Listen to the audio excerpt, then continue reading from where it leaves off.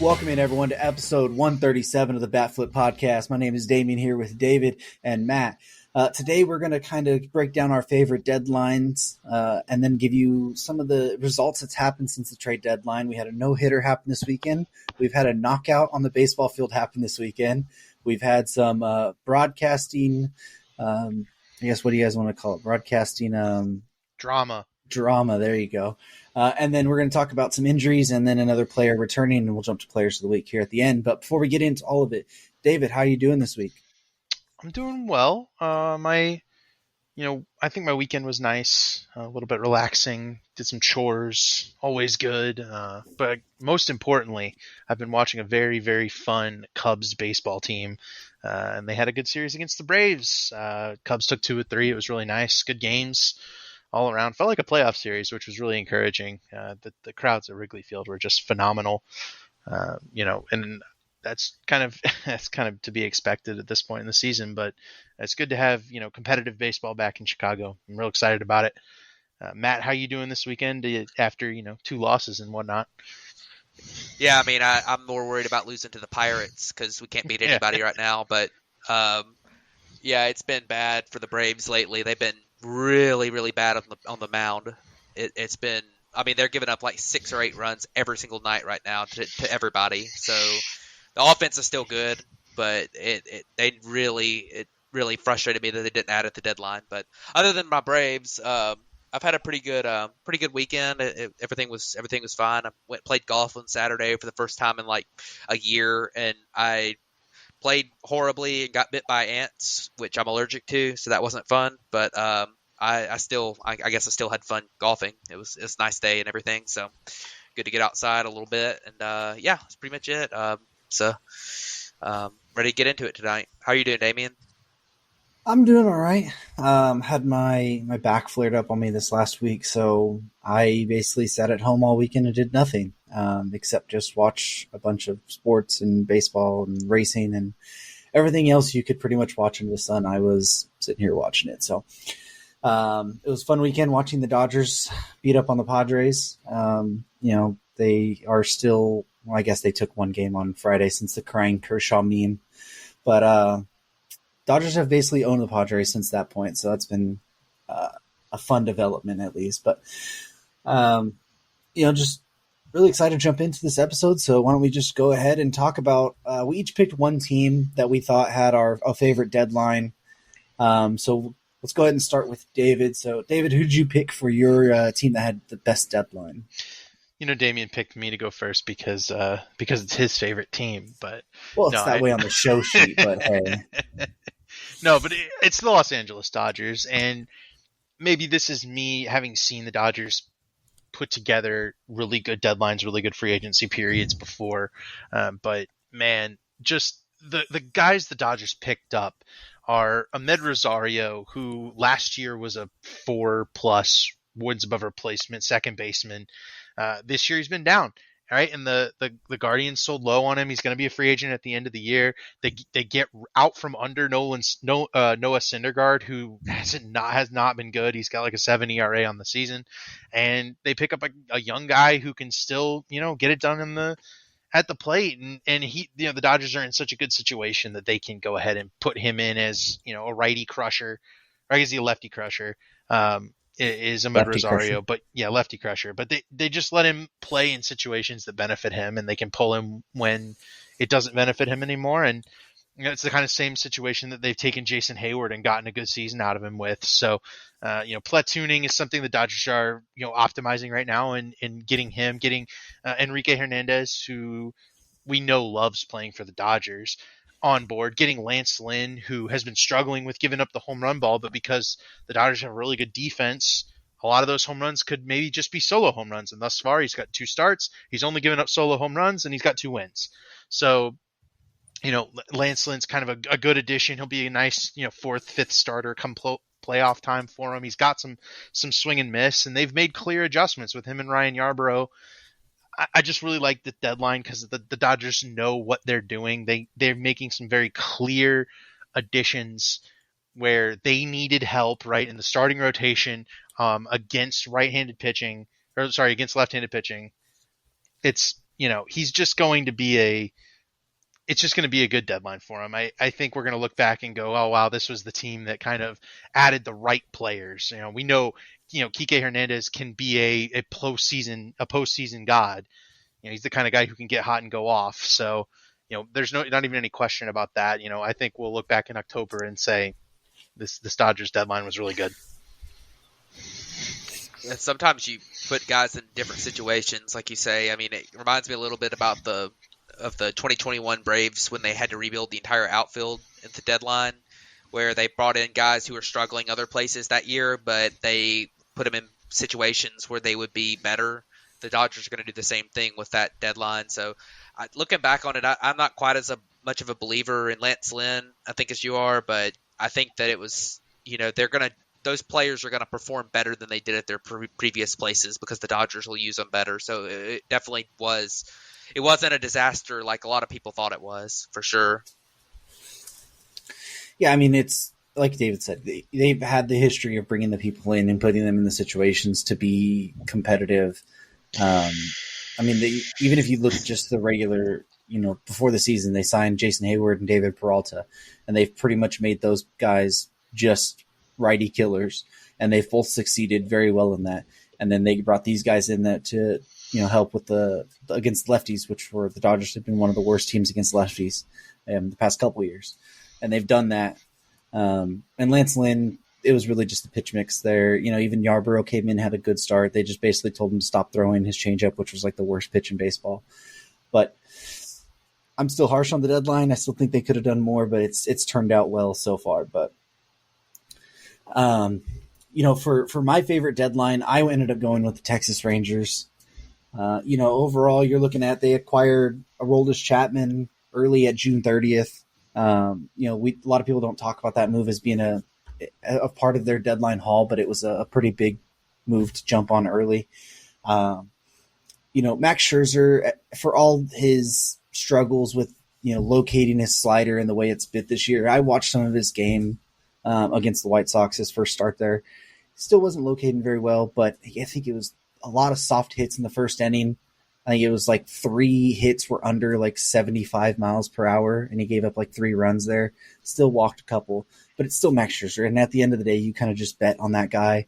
And they had some rotation injuries already. And then you go and get a guy like Jordan Montgomery and Chris Stratton. Montgomery's a solid guy. He's going to go right into your rotation, give you quality innings. And, especially with, we already know DeGrom's out. Now what's going to happen with Eovaldi? To get another solid guy in there. Chris Stratton is just kind of another bullpen arm. You can never have too many of those. And then at the last second, they realized that Jonah Heim was going to be out. Nobody's going to say Austin Hedges is a good hitter, but for what he brings to a pitching staff behind the plate and defensively, for what was the international pool money there, I think it's a solid get. I mean, really, you're going to have Sam Huff and Mitch Garver as your main catchers anyways, but I really, really liked what the Rangers did this year. They kind of went for it not only this year, but kind of setting up for next year with the Max Scherzer deal, and they're really trying to take advantage of the success they've had so far and trying to jump in and make a run at the playoffs. So Rangers are one of my favorite deadlines. Yeah, I think it was a good deadline for them. I really liked the Jordan Montgomery pickup. I thought that was a great one. I think that the I mean, Aroldis Chapman was a nice pickup. I'm not sold on Scherzer. I'll talk about him a little bit more in a minute, but I think that they did improve their team and they had to add starting pitching, and they got two good starting pitchers. So I think that was a good deadline for them for sure. Yeah. So Matt, who did you pick for your favorite deadline? So my favorite deadline was, and I hate to say it, but it was the New York Mets. They had a situation where they really needed to sell because that roster wasn't working. It wasn't going to work. It was kind of a disaster. And they had 2 guys who I had said a lot that I did not think were going to be tradable because of their contracts. I mean, both of them owed $40 million plus over a couple more years.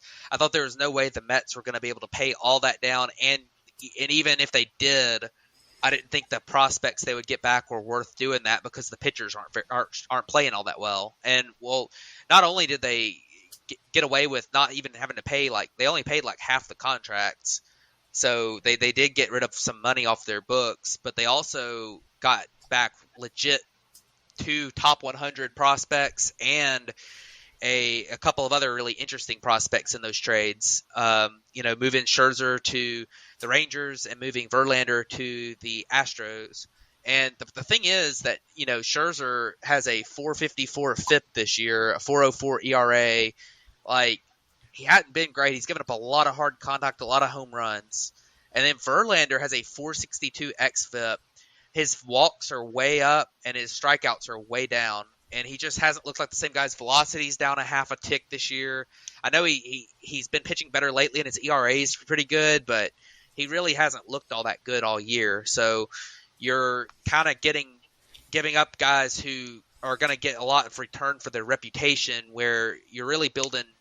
I mean, it's going to do a lot better good to get those prospects back. And then they also moved guys around the edges too, that like David Robertson, they moved for a prospect.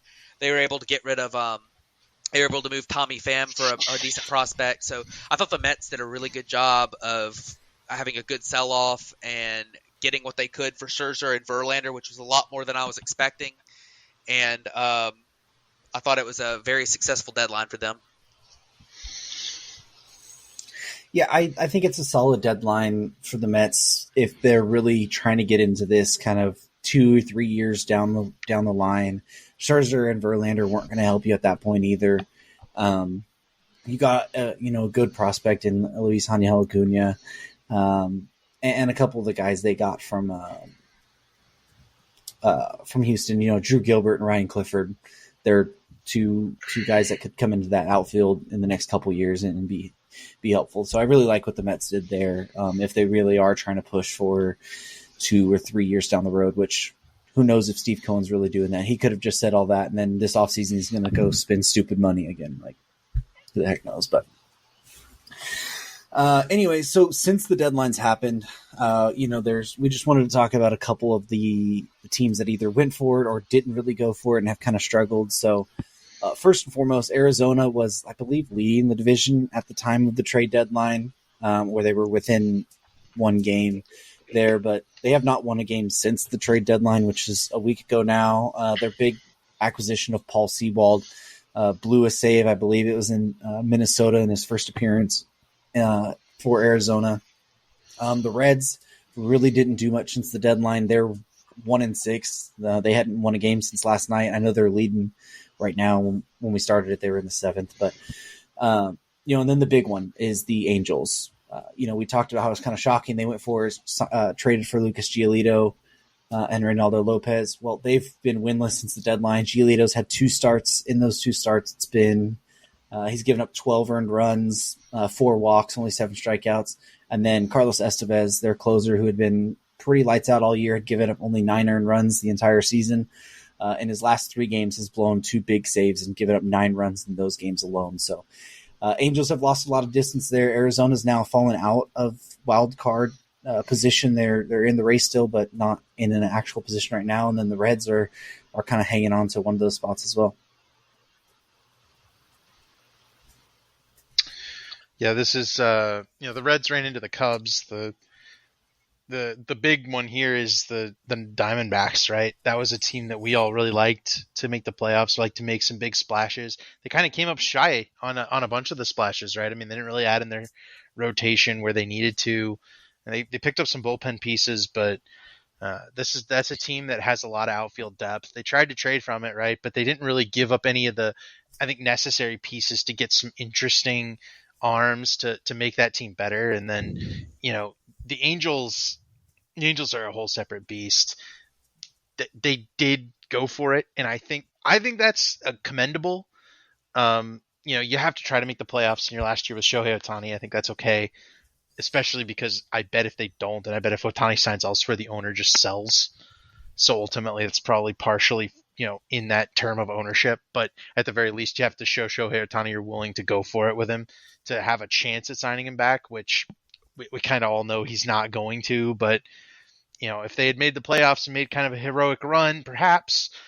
But, Shohei does it looks like he's just out there doing it all himself right now. I mean, Grichuk and Crone haven't done anything for the Angels yet. And like you said, Giolito's been really bad. So it's not something that's worked out for the Angels, and that's unfortunate. But I don't hate going for it. But man, they passed up a real big opportunity with pulling Shohei off the market a few days beforehand, I think. And I think that's maybe the big problem versus just actually going for it here and trying to win now. Yeah, I'm with you, David. I mean, for first off, Arizona, I think there was a little bit of fool's gold there all year with them. I think that they got off to such a great start that I expected them to still make the playoffs because of just how many games they had in the bank. But they're them and the Marlins to a certain level too are just, I don't think they're quite there yet. I have a lot of confidence that Arizona will at least attempt to spend the money to supplement their roster in the future, whereas I don't really with the Marlins. But I mean, it's unfortunate for them. I mean, Corbin Carroll's had a great rookie year. There's a lot of success story with them this year, even if they don't make the playoffs. But, it's probably got to be a little disappointing. And I do think in Seawald under control next year, too. So, that they're definitely kind of building for next year as well. The Angels, I mean, I was kind of in the boat of the Angels needed to not sell Ohtani just because you don't have many opportunities to have a guy like Ohtani on your team, and even if you've got to go for it because at the time they were 5 games over 500 and they had it in front of them. I mean, they had a 20-something% playoff odds, and it's just the thing is this year, like there wasn't that piece they could add that really put them over the top. It was just like they added a mid-rotation guy, Giolito, who's been a little inconsistent for a while, and then they added Crone and Grichuk and some guy. I mean, Crone's been worth like negative WAR this year. Moustakas they added, Escobar they added a bunch of guys, but none of them have been very good this year. So I don't really think they mortgaged the future because I don't really, even though Cuero was a pretty good prospect, I really don't think that they've moved anybody that's just a gigantic, loss for them. But the guys they could have gotten for Ohtani, I guess it kind of sucks. But I hate it for the Angels. They've been so snake bit in the past. Injuries. This year, just Taylor Ward got hurt right after the deadline, got hit in the face, and he's out for a while. Like, Rendon's contract. Just injuries have just taken their toll on him the entire time he's been in Anaheim. Like, it's been a mess for the Angels. Tyler Anderson hasn't worked out. That was a big signing for them in the offseason. And then the Reds. The Reds are definitely. I think they were just kind of. They were a little bit of fool's gold. Their pitching staff was horrible. Without Hunter Green, without Nick Lodolo, you kind of hoped that those guys would come back and they would be able to keep them afloat. But just without those guys there, you're running Luke Weaver out there. You're running Ben Lively out there still, I think. Like, yep. It's Ashcraft. Like, they're just not good in the rotation. Andrew Abbott's been pretty good for them as a guy who is, a rookie who's been a bright spot in the rotation, but they really need to get back Green and Lodolo to have any shot at sticking in the race. And even then, we'll see. But it's been very interesting since the deadline. It kind of goes to show you, I think the Twins have won like 6 games in a row or something since the deadline when they got so much criticism for not doing anything. And Arizona and the Angels both of them made 3 or 4 pretty big moves, and neither one of them have won a game. So it's kind of, you never know what might happen. Yeah, Bob Nightingale crowned the Twins the division champs already. So well, at least they're not leading the division with what would be the worst record in the AL East anymore. So hey, there's that. It's a step in the right direction. Right. So last Wednesday, I believe it was last Wednesday, maybe it was Tuesday night after we were recording, but Framber Valdez of the Houston Astros threw a no-hitter. Who were they playing? I totally just blanked it. I want to say it's the Mariners, but I could be wrong. I'm going to look it up, but you guys go ahead and talk about the performance. He only walked 1, threw under 100 pitches. So 1, 2. I'm looking at it real quick. Just stick with me. Game log was against Cleveland, so that That's who it explains a was. lot. Yeah. That explains a lot more. But yeah, so he threw only 7 strikeouts, 1 walk. Obviously, no hits there. He's been one of the more consistent starters the last couple years. He's getting lit up tonight against Baltimore, which is funny since we're talking about it. But just a really good game, and it was kind of helpful that the Houston's pitching had kind of been a little underwhelming, and then I think it was like the day of or the day after the trade for Verlander, they throw a no hitter.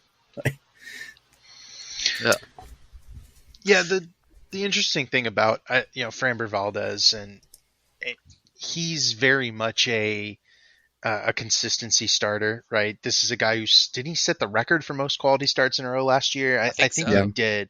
Yeah. And that's kind of been his MO is let me just go out there and give you a good start every single day. I go out there, you don't have to worry about me. It'll be 6 innings under 3 runs, right?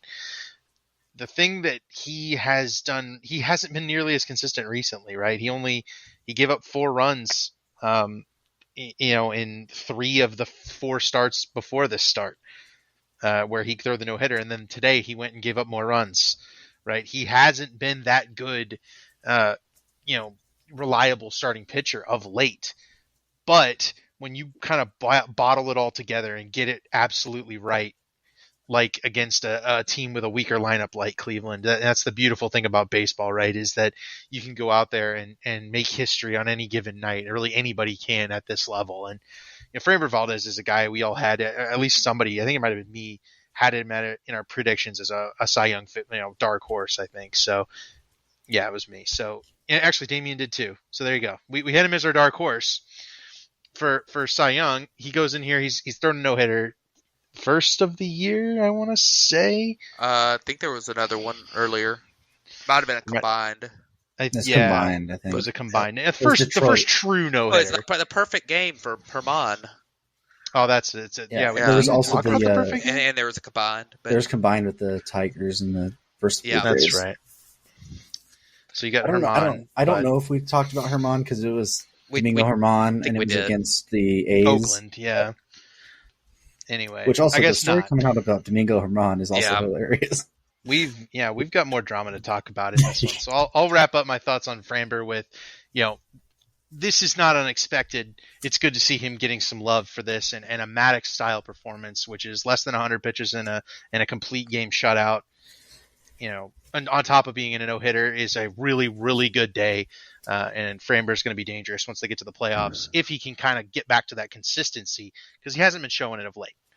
Yeah.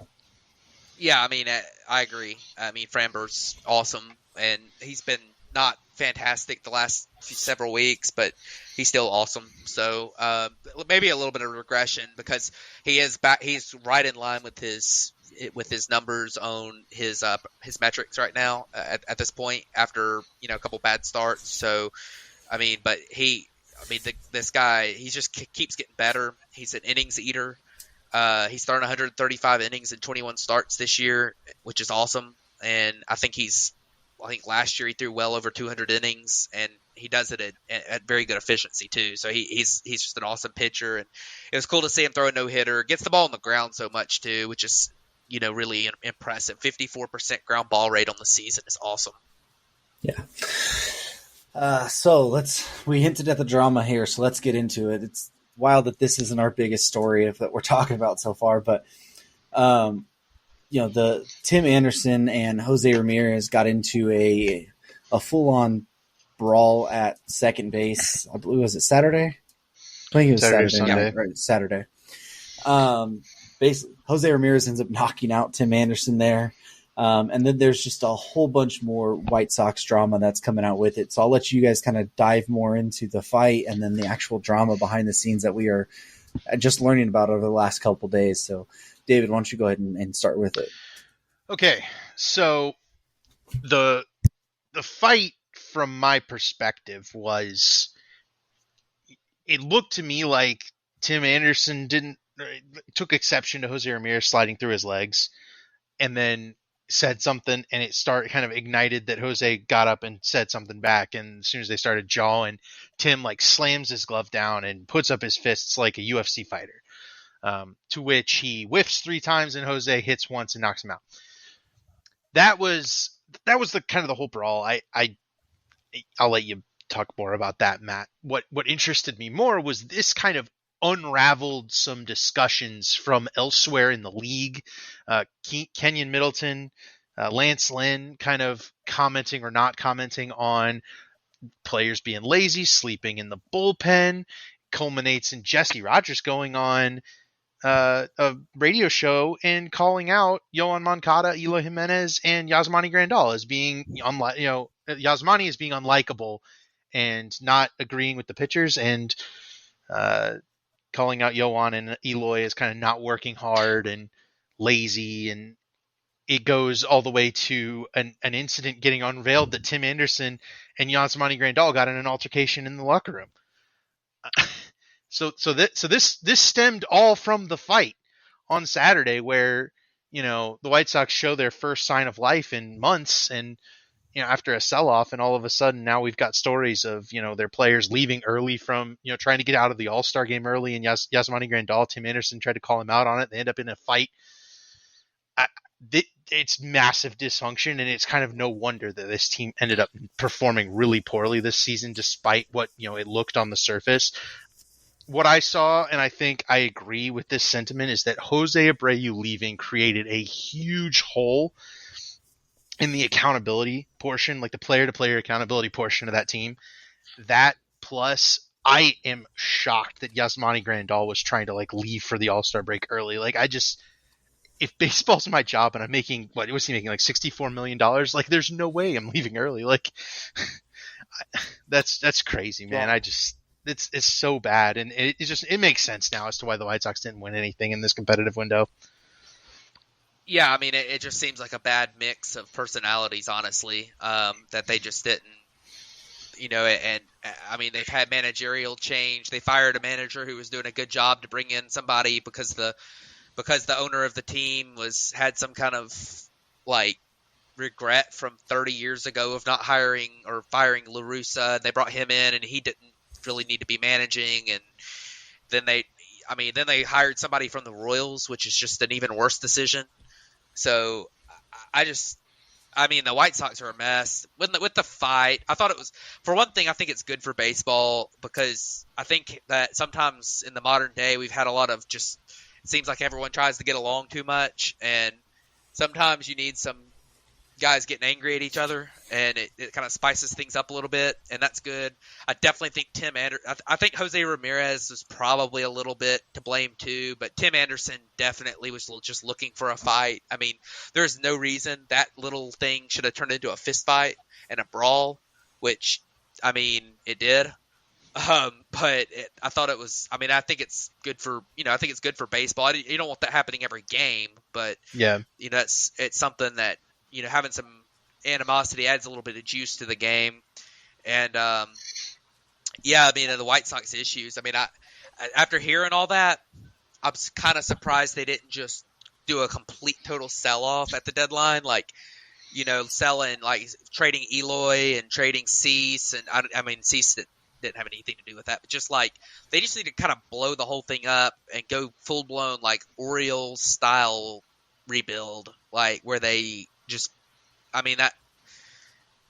are they doing now? They have no direction now. They sold some pieces at the deadline, but they just they're directionless. Are they going to actually try to contend next year? They need to do something about it, and I think that just sometimes you just got to rid yourself of that clubhouse, honestly. Yeah, what I think it might be the funniest thing of it all is that this probably shouldn't even be happening had the White Sox just traded Tim Anderson at the deadline. They should have. Even if it was for nothing, it was all rumored that he was going to be gone. They're not going to pick up his club option. It's pretty clear. You just trade him at that point. And they didn't do that. And then obviously you have everything else coming out of Kenyon Middleton's comments, and then Lance Lynn commenting with Middleton but not commenting on anything. It just seems like a big cluster.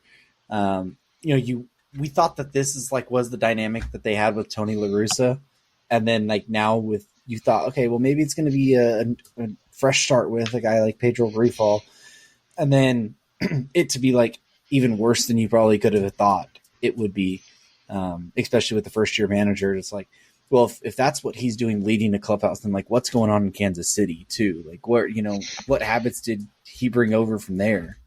Yeah.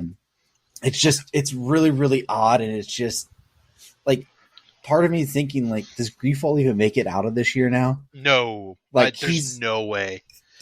But like, would you like saying, but was it Jerry Reinsdorf? Is that who it is? Like, is that who he owns it? Yeah. I could be wrong.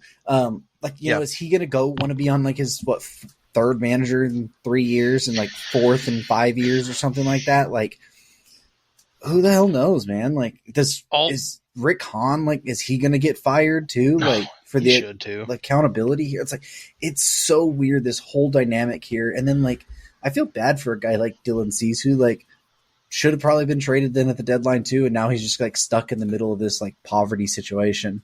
And like, just knowing that he's going to be traded at some point here in the next like year or two, probably. It's like, it's a real crappy situation all around. Yeah, and I will say the one to close this off, Rick Renteria didn't manage the 2020 through 2022 2023 White Sox on his resume and kept them as a sane clubhouse. I mean, that dude is he got passed over for Joe Madden with the Cubs, got passed over for Tony La Russa with the White Sox. He deserves a manager's job somewhere. That's my final thought, especially given that 2-3 different managers have managed the White Sox now, and it seems like it's been just horrible since he left. Yep. So speaking of horrible managers, let's go to a horrible family managing a team, and that's with the Angelos family and the Baltimore Orioles, who suspended broadcaster Kevin Brown for simply saying on a broadcast, hey, this team hasn't won much here in the past, and they've already won more games this season here than they have in the previous 2 seasons combined. And that was talking about in Tropicana, field against the Rays. Basically said the Orioles have been bad for 2 years, 3 years, and then said they're actually a good team now, and the owners took offense to that and has suspended him from TV. I've seen that he's supposed to make his return on the 11th and that he wasn't suspended. That's with air quotes around it. But he hasn't been on TV since that day, and he was on TV every day before that.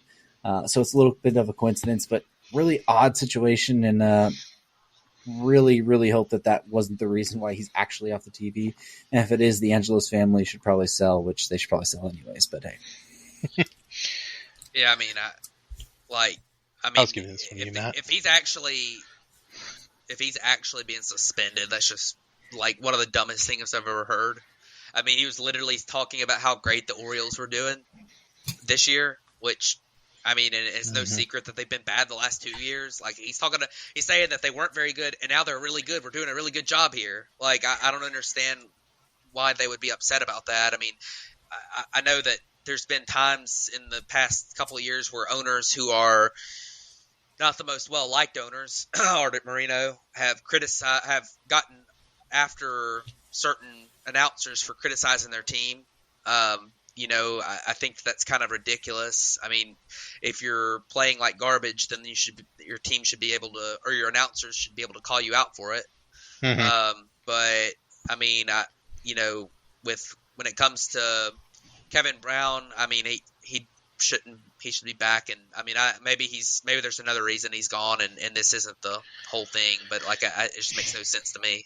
What I hate about this is that, first of all, it's the principle of, pulling a guy off the air because he said something negative about the team. The reason the Orioles are good right now is because they spent 4 or 5 years being awful. That was intentional by the ownership. That was intentional by the front office. They spent years being bad. They forced the fans through a long rebuild. Now that they're winning, it's fair to point out you were bad before now. And then on top of that, the response from the team was, let's figure out who leaked this, as opposed to let's apologize and put Kevin Brown back on the air right now. He was supposedly to come back this Friday, but it's kind of a whole thing, and it's drama that a 70 win, that's about to actually take the lead in Major League Baseball in wins and winning percentage. It's not drama this team needs. They need to focus on the playoffs. They need to focus on, playing the best baseball they can with these young superstar players they've got going on because they were bad. So this is just ridiculous. And announcers need to be able to criticize their teams, period, point blank. Isn't it also like one of the most Orioles things ever that they have a really good team, and yet the biggest storyline that we're talking about is their broadcaster being suspended over saying how good they are? It is very Orioles. Yeah. It's like very Orioles situation of what goes on behind the scenes, especially with their broadcast and MASN and the Nationals, and that whole thing's been a crapshoot for I don't even know how long, but it's very, very Orioles situation that this is what we're having to come to right now. But anyways, let's go ahead and jump over and talk about our we've had a couple bit of injury news come out. The first happened over the weekend, which Josh Jung, the rookie third baseman for the Texas Rangers, came out with a broken thumb. He's supposed to miss, I believe, 6 to 8 weeks there. They're hoping they can get it back right about the end of the regular season, ready for the playoffs. So that's a big loss for the Rangers. We just talked about the deadline they had, but now they're losing one of their top offensive performers. Yeah, it's unfortunate. It also has repercussions on the Rookie of the Year race, because that pretty much locked it up for Gunnar Henderson in the American League, I think. But Josh Young still had a shot at that. And it sucks. I hate to see that. Maybe he'll be back. It's one of the situations where, even if he is back, how rusty is he going to be? Because you've got you might just have like 2 or 3 games before the playoffs that he gets to play in. So hopefully it heals up quick, though, and he can get back a little earlier than that, and he can be ready to go for the playoffs. But we'll see. Tough loss for the Rangers. Dave, you got anything about it? Nah, go ahead. Keep coming. All right, and then next one that came out is about the Tampa Bay Rays. We've talked about their pitching injuries this year and the glut they've had. Well, they've just lost their ace, Shane McClanahan, as well for, it believes, the end of the year for them, or the end of the year for him. They didn't say exactly what the timeline, or if like the injury, like if he's going to have to undergo Tommy John surgery or anything, that wasn't specified. But they said it's highly likely that his season's done. So the Rays losing another top of the rotation arm and their ace for that rotation. Yeah, this throws all the pressure onto Tyler Glasnow and Zach Eflin to kind of carry the banner for this Tampa Bay team, and Eflin especially has been just really, really good, right? 3.46 ERA, 293 FIP. So, he's getting those results, but also, he's not walking anybody, right? He's got a 1.25 walks per 9, which is just massive. But I mean, their other 2 really good starters this season, and Shane McClanahan and Drew Rasmussen, are both on the IL for the season. So is Jeffrey Springs. This team's going to need to utilize that pitching depth, and hopefully, for them, Aaron Savale becomes that guy to kind of step into the Shane McClanahan role, and that trade kind of becomes really big because Savale is going to have to start a playoff game at this point, right? He's going to have to be your 3 starter going in, and you're going to be able to go in with Eflin and Glasnow, and you'll probably be able to win, that wild card round with those guys. But you're now asking Aaron Savale to start game 1 of the NLDS, so that's a big ask, and it would be a lot nicer if Shane McClanahan was back for the playoffs, right? Then you can throw him in there, but. Yeah, Rays are going to need to dig into that pitching depth. Hope that maybe Taj Bradley takes over, with a little bit better than a 5.67 ERA that he's thrown to this point. And this is spooky for Rays fans, and I know they're probably nervous about this because that team's going to need every ounce of that depth they can get going into the playoffs. Yeah, so adding another wrinkle into that, I don't know if I shared it in the thing or not, but there was a thing that the Rays actually had a deal lined up to acquire Jack Flaherty as well at the deadline, who ended up going to the Orioles. At the last second, the Orioles swooped in and upped their offer with a prospect that got them Jack Flaherty, but there was a deal in place for Flaherty to go to the Rays as well. So not only to lose out on getting that other rotation arm, but to lose it to a division opponent who you're fighting for, winning the division with, makes that loss even a little bit bigger now that you lost McClanahan as well. Yeah, I want to add one thing. With the pitching injuries the Rays have, you've got McClanahan, Shane Baz, Drew Rasmussen, Jeffrey Springs. That rotation probably wins like most playoff series. Yeah, and that's a playoff rotation. all injured. Yep. Yeah, I mean it's unfortunate for the Rays, and luckily for them they had so much depth, and they've done such a great job building that team that they're still not dead even with those injuries. But man, it's so unfortunate for them. Yeah, it is.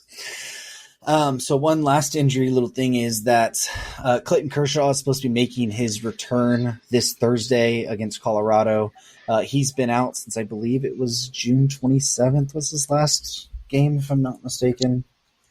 It's been over a month, close to a month and a half, that he's been out with a shoulder like impingement or whatever it was that he had there. So should be making his return to that rotation starting Thursday.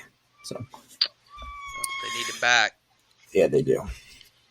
Go ahead. I was going to add one more thing, and it just happened a little earlier. Ronald Acuna left the game like immediately after getting hit on the elbow, and it looked really bad. Like the trainer tried to squeeze his hand. He couldn't squeeze his hand, but the X-rays were negative on it. They just announced, so it's probably just a funny bone or something. But it was scary looking, and he might be out for a few games. So that's pretty important because if he's out for any time, then he's like the MVP front runner. So that's a big deal. But good thing we're going to talk about that right now.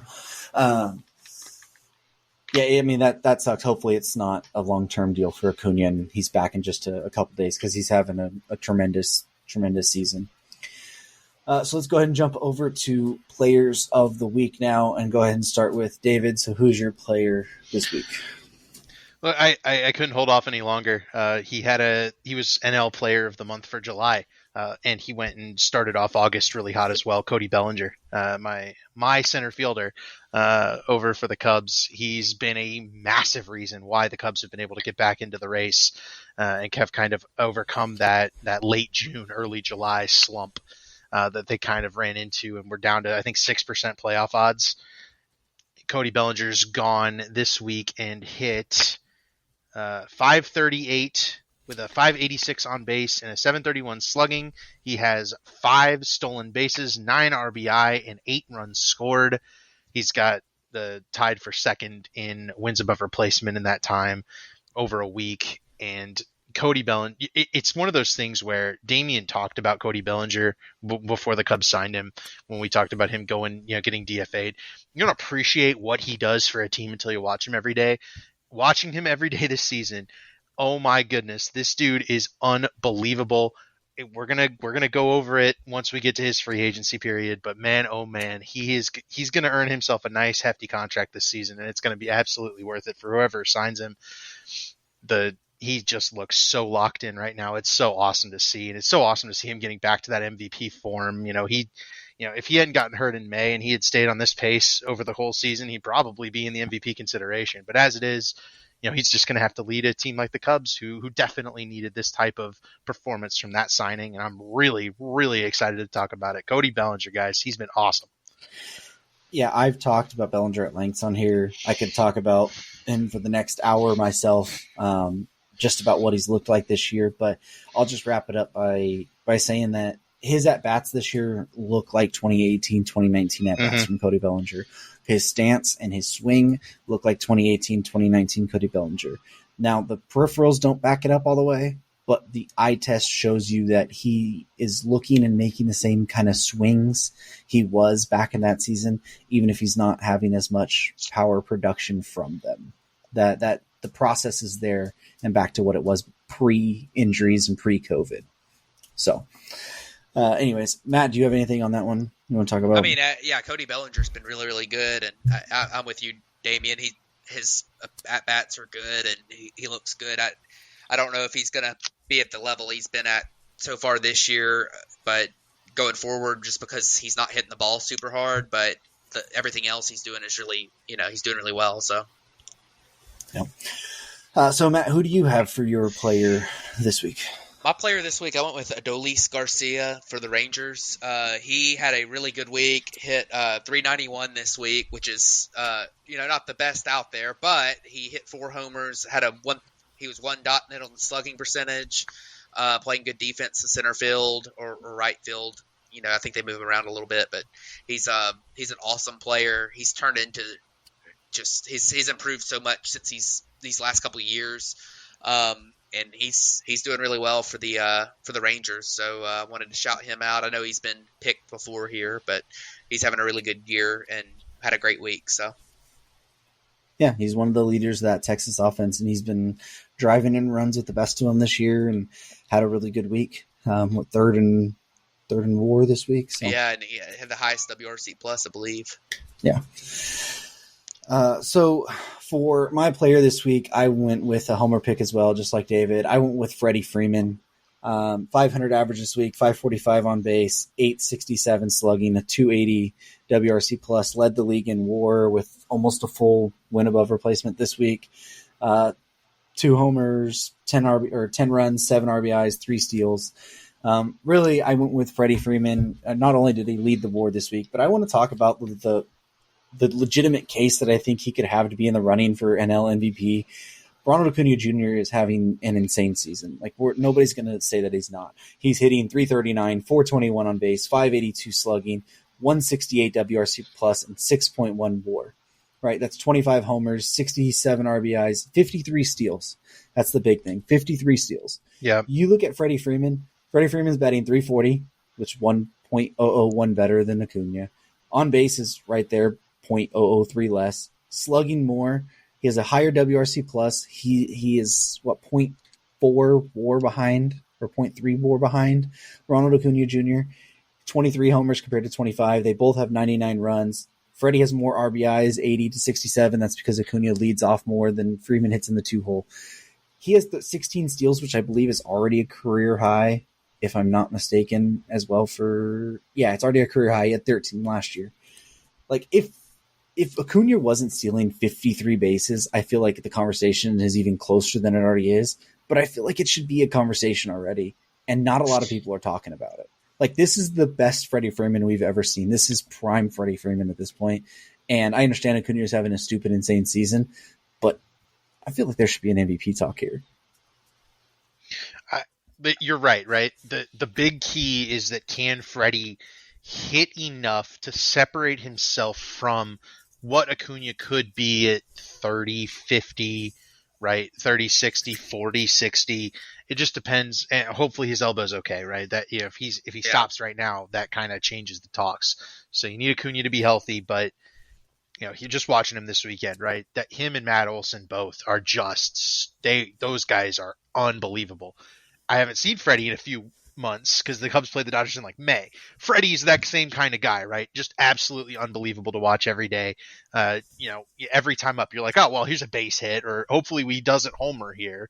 Maybe at least we can just walk him. That's the kind of guy, Freddie Freeman is. So I certainly wouldn't hate, Freddie Freeman grabbing MVP number 2, but he's just going to have to make up what feels like a deficit of what Acuna is putting together right now is like an all-time great season.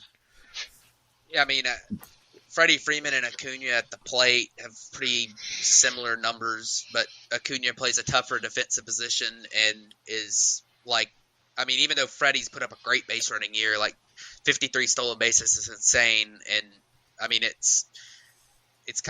kind of surprised the WAR numbers, honestly, as close as it is, because I mean, if you look at it, there's 3 or 4 things that Ronald does that are obviously better than Freeman, and they're basically identical in everything else. So, I mean, they have the same average, same on base, slugging, and Freddie's 10 points higher. But I mean, I don't really think it's that close right now. But if Ronald does miss some time, I think Freddie Freeman's definitely the number 2 right now. And I mean, if Ronald slumps too, I mean, Freddie could catch him. It's not an insurmountable thing right now, but I really don't think there's too much conversation right now. So it could happen though. And that, folks, is where you see a Braves fan and a Dodger fan's perspective in this MVP discussion. I have not heard a single non-Dodgers fan say that Freddie Freeman should be the MVP. I know, that's what I'm saying. Oh, okay. That's where you see the Dodgers fan perspective and saying that he should be. Okay. Freddie's certainly deserving of that talk, though. Like I don't think it's ridiculous at all to bring him up here. Right? Yeah, and I'm like I was saying, I've said this in our group chat the other day. I'm not saying that Ronald shouldn't win.